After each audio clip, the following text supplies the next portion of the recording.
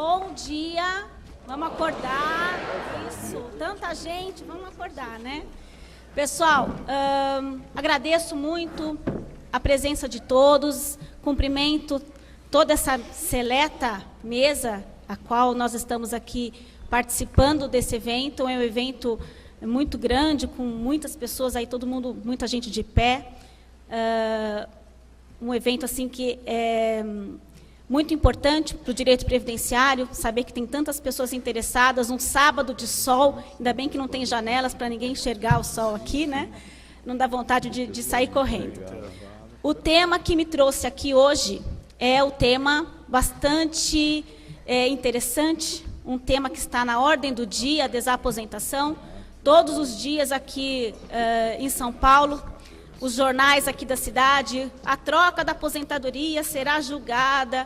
Então, chamam de troca da aposentadoria, né, que é um meio de chegar mais perto da linguagem do segurado, e que nós, na parte jurídica, na questão jurídica, chamamos aqui de desaposentação. E quem sabe, a esperança é a última que morre, né? A gente não convence a doutora Marisa de mudar o posicionamento dela e passar a reconhecer o direito à desaposentação. Vamos torcer para que isso aconteça. Já? Só 2 desembargadores já. Não, eu reconheci em 2 casos. Olha que beleza, já reconheceu em 2 casos, excelente. Foi um caso muito expressivo, inclusive.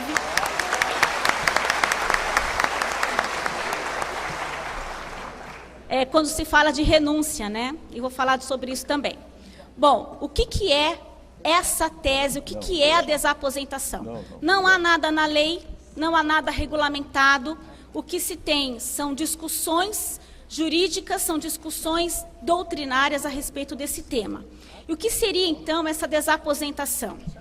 O segurado, quando se aposenta, o tempo dele de contribuição fica vinculado ao ato administrativo de concessão daquela aposentadoria, não podendo utilizar esse tempo de contribuição para mais nada. Então, ele trabalhou, contribuiu, e aquele tempo de contribuição, no momento em que o servidor concede o benefício, ele pratica um ato administrativo de concessão e que gera os efeitos. Quais são os efeitos desse ato? A prestação, né, o benefício previdenciário que o segurado passa a receber a partir do momento em que ele concorda com aqueles dados, com aquele valor. O segurado continua contribuindo. Quando ele continua contribuindo, ele continua sendo segurado e beneficiário, porque ele continua contribuindo, recebendo o seu benefício para o qual ele contribuiu para aquilo. O que seria a desaposentação? Seria o desfazimento desse ato administrativo de concessão para que eu possa liberar esse tempo de contribuição do passado e somá-lo ao tempo que ele trabalhou depois da aposentadoria. Então, a desaposentação, eu vou pedir a renúncia do benefício, que é o efeito produzido pelo ato administrativo de concessão. Eu peço o desfazimento desse ato administrativo para que eu possa somar o período passado e o período futuro e obter, então, uma nova aposentadoria, um novo recálculo, vamos dizer assim, dessa aposentadoria. Depois que eu escrevi o livro, que eu chamei de Desaposentação, Teoria e Prática, a gente começa a pensar mais sobre o assunto, e, na verdade, o tema desaposentação não seria o tema, o título mais apropriado, porque quando eu peço a desaposentação, eu simplesmente me desaposento, mas, na verdade, o objetivo é uma nova aposentadoria. Então, talvez o termo correto seria a reaposentação, porque eu renuncio ao ato administrativo, eu me desaposento, mas ato contínuo, eu me aposento novamente com um novo cálculo, com um novo período de cálculo e um novo tempo de contribuição. Então, esse seria o conceito de desaposentação. Essa renúncia, ela é possível? Sim, ela é um direito patrimonial disponível, mas essa renúncia é personalíssima. Só o segurado pode fazer essa renúncia, pode ter a vontade, ele tem a possibilidade de pedir essa renúncia. Só esse segurado que pode fazer isso. É um ato administrativo que ele pode, é um direito personalíssimo. Por que surgiu essa tese de desaposentação? De onde veio isso? Isso começou, pessoal, depois que que a Lei 8.870 extinguiu um benefício chamado pecúlio. A Previdência tinha um benefício em que o segurado, quando se aposentava e continuava trabalhando, ao findar o trabalho dele, ele poderia pegar de volta as contribuições que ele fez depois da aposentadoria. A Lei 8.870 de 94 extinguiu esse benefício. Só que, ao mesmo tempo em que a lei extinguiu o benefício, a lei também deixou de exigir a contribuição do aposentado. Então, tudo bem, eu não pago e também não recebo, ok, tudo perfeito, né? Só que, sorrateiramente, então, olha só, em 94 extinguiu o benefício do pecúlio e extinguiu a contribuição. Só que, em 95, um ano depois, a Previdência muda a redação do artigo 12, parágrafo 4º da 8.212 e passa a exigir a contribuição do segurado aposentado. Mas e o benefício? O benefício ficou lá, extinto. Então, veja como parece uma coisa de caso pensado, né? Tira o benefício, tira o pagamento, tira a contribuição. E depois volta a contribuição e cadê o benefício? Nenhum. O segurado não tem direito a contribuição, ao benefício por aquela contribuição que ele está fazendo depois de aposentado. Dentro dessa questão da renúncia e da desaposentação, é nesse ponto que a doutora Marisa julgou o processo dela muito, muito interessante. Eu tenho duas situações. Uma situação é a mera renúncia, onde eu não reaproveito o meu tempo passado. Por exemplo, o segurado se aposentou aos 35 anos de tempo de contribuição. Continuou contribuindo, pagou 15 anos e tem 65 anos de idade. Ele cumpriu toda a carência do benefício para uma nova aposentadoria.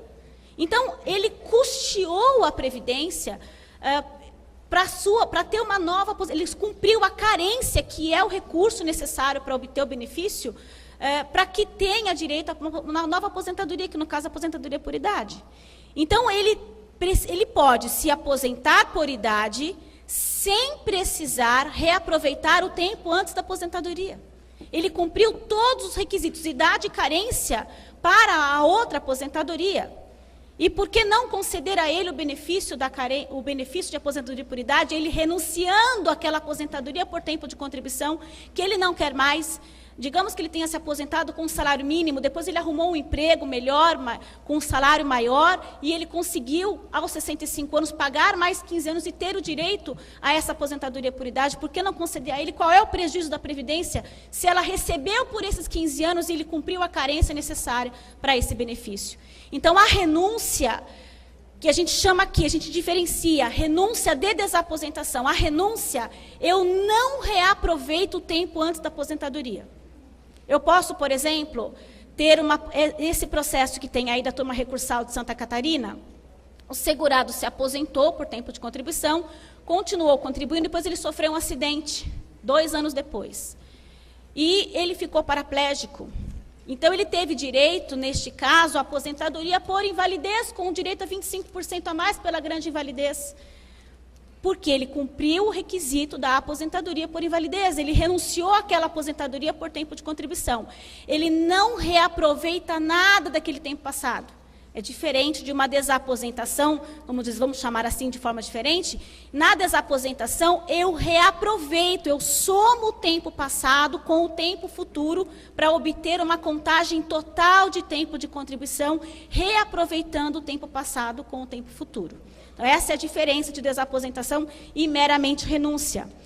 Nós temos aí uma arguição de inconstitucionalidade que foi julgada em abril de 2012 e foi transitada em julgado pelo TRF da 4ª Região e que trabalha exatamente essa questão da possibilidade de obter uma nova aposentadoria, simplesmente a renúncia para se obter um novo benefício. O que se tratou aí foi a inconstitucionalidade do artigo 18, parágrafo 2º, que é ele o grande impasse para que os juízes entendam que é possível desaposentar. Por quê? Esse artigo 18, parágrafo 2º, fala que o aposentado do regime geral só pode ter direito, quando ele volta a contribuir, se filiar ao regime geral, ele só tem direito a salário família, 30 e poucos reais. Salário maternidade, não está lá, mas está na outra lei. Quem é que é aposentado vai engravidar? E reabilitação profissional, que não é um benefício, é um serviço. Ou seja, o segurado que se aposenta não tem direito a nada. Dá salário família para ele, reabilitação profissional, salário maternidade, é a mesma coisa que não dá nada. Então, para o filho não dê nada, porque dar esmola não adianta, ele contribuiu para aquilo. Esse artigo 18, parágrafo 2º, ele é inconstitucional, é nisso que a gente tem que trabalhar. Como é que você pode dizer que aquela contribuição do segurado depois de aposentado não vale para nada, só vale para aquilo, que na verdade não é nada? E aí, para onde vem essa contribuição? Ah, para a solidariedade. Legal, solidariedade vale para todo mundo, menos para aquele segurado que contribui. Quais são os principais argumentos da defesa do INSS? Primeiro, que a renúncia, que o benefício previdenciário é irreversível e irrenunciável. Isso está no decreto. Desde quando o decreto pode inovar? Onde está escrito na lei que não pode renunciar em nenhum momento? O artigo 84, inciso 4 da Constituição Federal fala: compete privativamente ao presidente da República publicar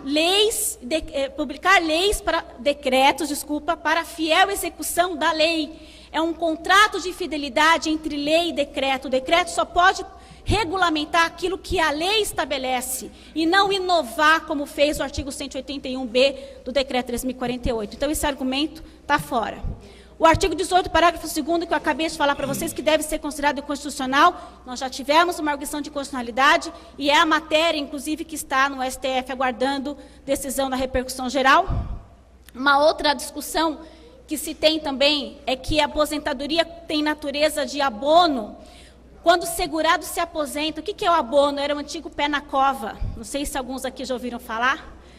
O pé na cova era um benefício que a Previdência tinha, e que o segurado completava o tempo, mas ele não queria se aposentar. Então, ele pedia esse abono, que no regime próprio hoje é a não incidência da contribuição dos 11%, mas naquele tempo, no regime geral, o abono era um benefício em que se pagava um percentual menor, de 20% ou 25%, para que o segurado continuasse contribuindo. Então, quando ele decidisse parar de trabalhar, ele pegava essa aposentadoria. Então, trabalha essa questão de, o segurado que se aposentou proporcional, completou o tempo e quer buscar a aposentadoria integral, a aposentadoria acaba tendo uma natureza de abono. Não, e que isso feriria o princípio da isonomia. O segurado que se aposentou proporcional e continuou contribuindo, ele continuou contribuindo e tem direito de somar o tempo de lá para cá, por que não? Então, na desaposentação, nós não temos só aquele que se aposentou proporcional e busca integral. Nós temos aquele que se aposentou integral e continuou contribuindo. Mas por que isso? Não sei se vocês, alguns trabalham com isso há muito tempo, mas nós tivemos uma PEC 33 de 95, que queria colocar a idade mínima na aposentadoria. Era a idade e tempo de contribuição. Eu confesso que eu nunca aposentei tanta gente na minha vida como naqueles idos de 95, 96, 97 e 98. Tinha até o central de concessão aqui na Baixada do Glicério. Era muito, porque os segurados estavam desesperados para se aposentar. Desse 30, 31 anos, 32 anos, eles queriam se aposentar. Por quê? Porque depois de 40 e poucos anos não arrumava mais emprego. Se ele fosse mandado embora, ele era considerado velho. E a insegurança desse segurado era tão grande dele deixar a família dele desamparada, que ele procurou se aposentar de qualquer jeito, com qualquer renda. E, claro, ele continuou contribuindo. A emenda 20, por um voto de diferença, não aprovou a idade mínima, mas isso estava iminente, tanto que no regime próprio foi aprovado. Então, as pessoas que hoje buscam a desaposentação, muitos deles estão nesse período que se aposentou em 96, 97, 98, pegou IRSM, pegou esse monte de mudança de expurgo. Então, é esse o motivo, a briga, porque eles continuaram trabalhando e, na verdade, continuaram contribuindo. Outra defesa da Previdência é que a aposentadoria é um ato jurídico perfeito. Sim, está lá no artigo 5º. Direito constitucional, direito individual. Só que é um ato jurídico perfeito contra os atos do Estado, e não a favor de... O Estado não pode trabalhar o ato jurídico perfeito contra os atos. O segurado tem o direito de ter aquele benefício, e ele não pode ser retirado pelo Estado. Então, esse ato jurídico perfeito é uma proteção para o cidadão e não contra o cidadão. Mas o principal ponto da desaposentação está no desequilíbrio financeiro e atuarial. Esse é o grande impasse. Vamos lá, vou convencê-los. O segurado contribuiu, trabalhou 35 anos. O que ela planejou para aquilo? Que esse segurado vai se aposentar, e pelo nome, aposentar significa retirar-se para os seus aposentos, ele vai para casa descansar por o chinelinho. Só que não é bem assim. O segurado continuou trabalhando. Essa contribuição depois de aposentado não estava prevista no sistema, porque a tese seria ele se aposentar e sair. Mas não, ele continuou dando a sua força de trabalho para o sistema, continuou trabalhando. Essa contribuição, ela representa um plus, uma cotização adicional que não estava prevista no sistema. Quando eu pago e eu tenho o benefício, eu tenho a regra da contrapartida equilibrada, não é? Artigo 95, parágrafo 5º da Constituição Federal. Nenhum benefício ou serviço poderá ser criado, majorado ou estendido, sem correspondente fonte de custeio total. Quando o segurado paga e não tem esse retorno, o que vai acontecer com essa contribuição? Ele vai fazer o que com esse benefício? Deixa eu adiar que senão vai cancelar. O segurado, quando ele continua trabalhando, o segurado aposentado, e ele sofre um acidente do trabalho, gente, se ele ficar afastado por mais de 15 dias, ele fica em casa, recebendo sua aposentadoria. Ele não fica afastado recebendo auxílio-doença, previdenciário ou acidentário. Não, ele fica só recebendo aposentadoria. Não tem direito de acumular, mas ele não é assegurado, ele não é contribuinte também? Não, não tem direito.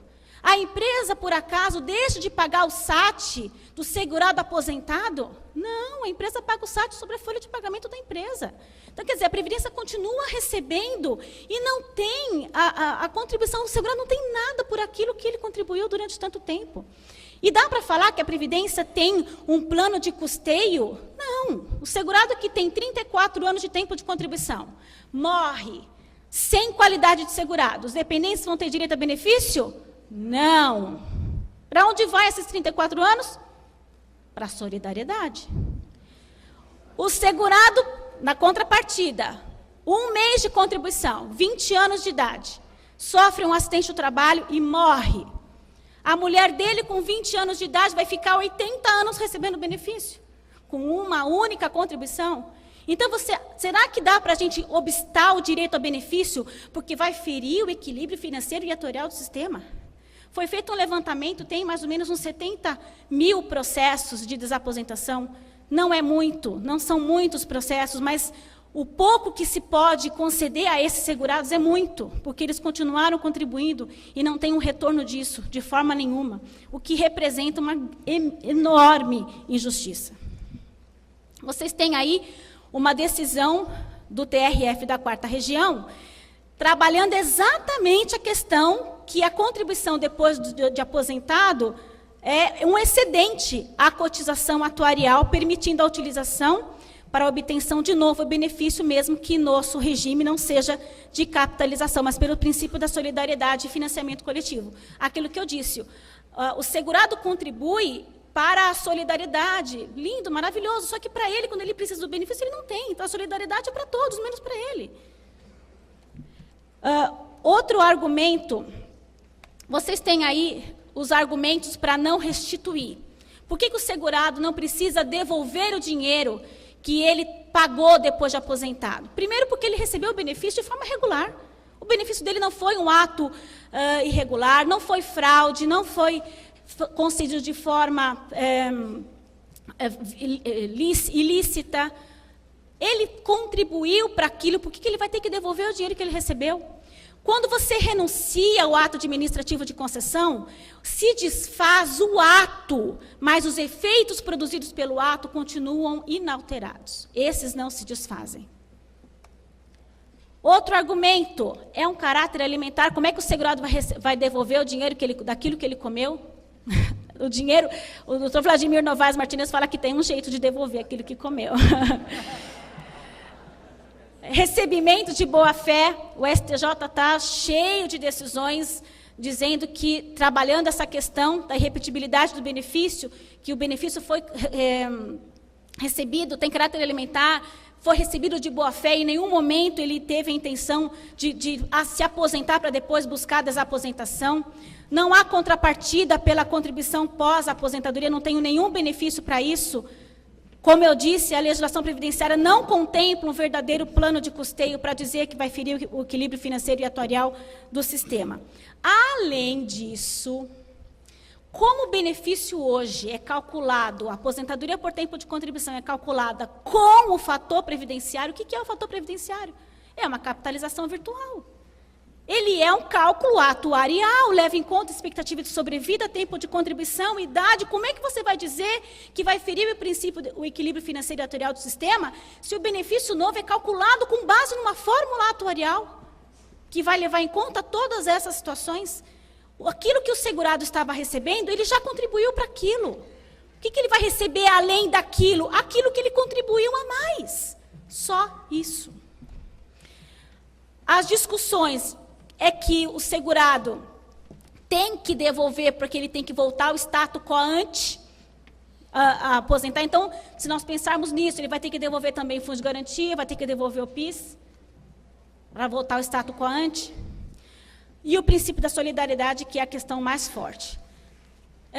Nós temos aí 7 ministros do STJ, quando nós tínhamos ainda a terceira sessão do STJ decidindo matéria previdenciária, 7 ministros favoráveis à desaposentação do STJ, e é interessante porque os ministros, eles copiam, colam a decisão deles mesmos, né? Então, a ministra Laurita Vaz copia e cola da Maria Tereza, e assim.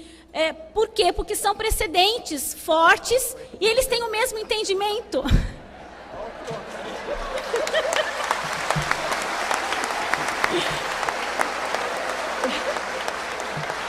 Obrigada.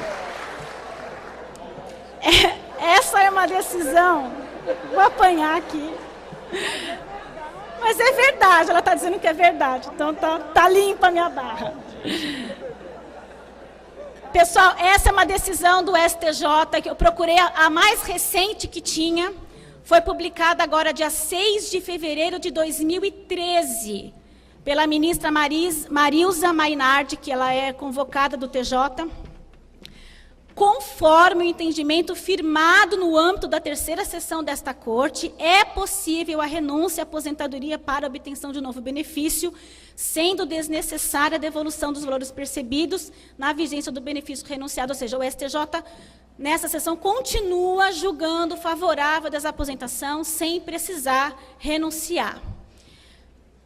Essa é uma questão interessante, porque aqui no TRF da terceira região, a maioria dos processos, os meus pelo menos, quando a gente entra com recurso especial e extraordinário, eles estão sobrestados, mas não sobrestados porque tem uma repercussão geral no STF, mas sobrestados porque tem os processos paradigmas discutindo a mesma coisa no STJ. Então, para que não subam todos os processos, já que é tudo eletrônico e fica aquele monte de processo discutindo a mesma coisa, se determinou alguns processos paradigmas com a mesma discussão. Então, quando esses paradigmas forem julgados, ele vai surtir efeito em todos os processos que têm a mesma questão aqui, aguardando essa decisão no TRF da terceira região, e imagino que os outros tribunais também tenham mais ou menos o mesmo procedimento.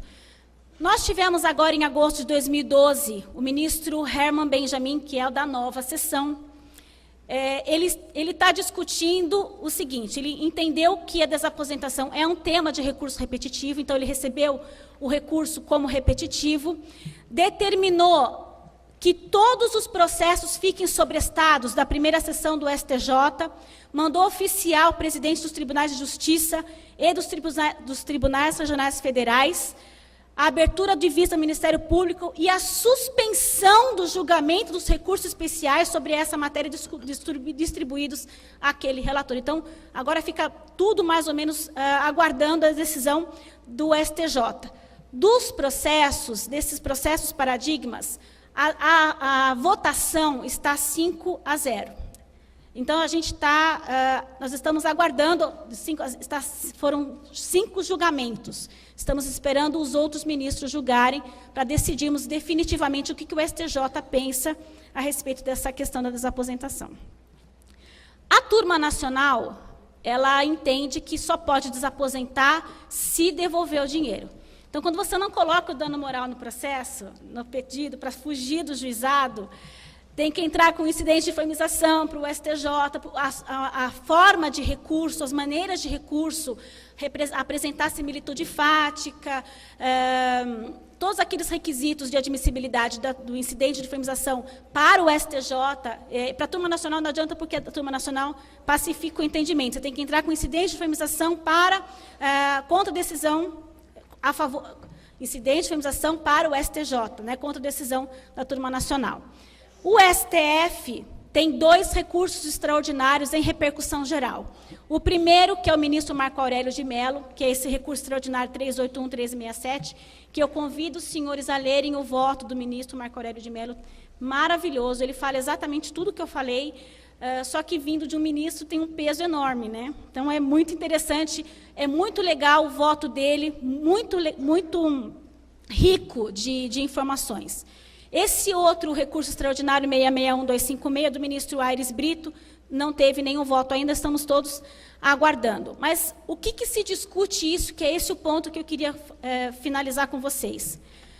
O ponto que se discute nesse recurso extraordinário 381-367 é que o artigo 201, parágrafo 11 da Constituição Federal diz o seguinte: os ganhos habituais do empregado a qualquer título serão incorporados ao salário para efeito de contribuição previdenciária e, consequentemente, repercussão em benefícios, nos casos e na forma da lei. Se a Constituição Federal determina que essas contribuições devam surtir efeito no benefício previdenciário, como é que o artigo 18, parágrafo 2º, diz que a contribuição só serve para salário família, reabilitação profissional e salário maternidade?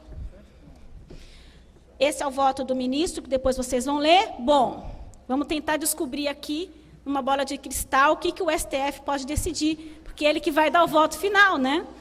O STJ julga, mas ele está, na verdade, só esperando o que o STF vai dizer. O que ele pode dizer?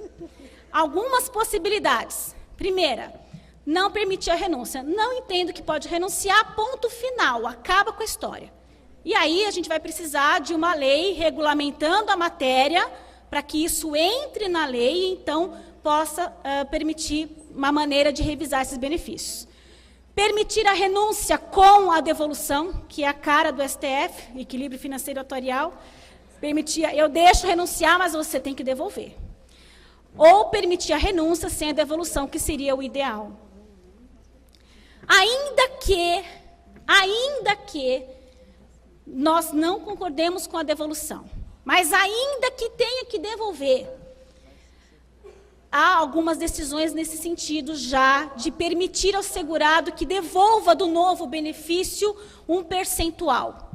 Como que se trabalha, que tem sido trabalhado isso? O artigo 154, parágrafo 3º do regulamento, fala que a Previdência pode cobrar do segurado no máximo 30%. Pessoal, é no máximo. Significa que eu não tenho mínimo. Pode ser 5% do benefício, pode ser 10%, pode ser 1% do novo benefício. Existem alguns cálculos que, quando você faz o cálculo da desaposentação, o valor do novo benefício, menos 30%, é ainda maior do que o que ele está recebendo. Então, em muitos casos, é vantagem, sim, ainda que devolva, desaposentar. Claro que a gente vai querer que... E ainda tem a questão da prescrição, que não vai poder cobrar depois